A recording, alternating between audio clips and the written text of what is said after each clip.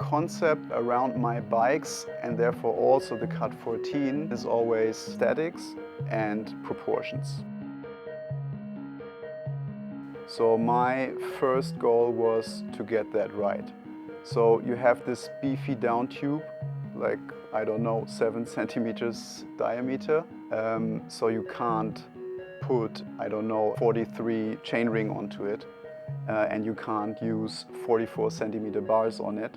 So with the CAAD14, I really wanted to showcase that you can do like a perfect riding machine out of this bike, while perfectly maintaining the proportions of the deep wheels, the aero chainring, and the aero cockpit.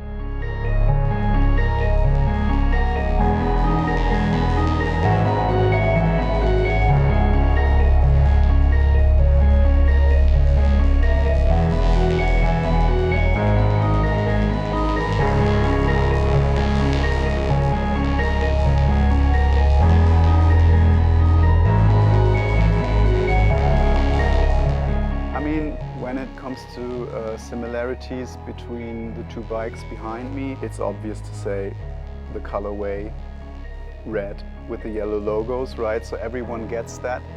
But I think what makes it even more interesting are the more subtle similarities. For example, I really wanted to build this up with Campagnolo group set, because the old one also sporting Campagnolo Record titanium group set. And then we really went into detail, so it has the same seat post like the bike, which is almost 30 years old. It has the same alloy cages, bottle cages, and we also tried to be consistent with the brand, so we used Cannondale bar tape, we used a Cellitalia saddle, we used Vittoria tires. So when you look at the parts list of both bikes, they are not too far away from each other, but still being two different time periods entirely.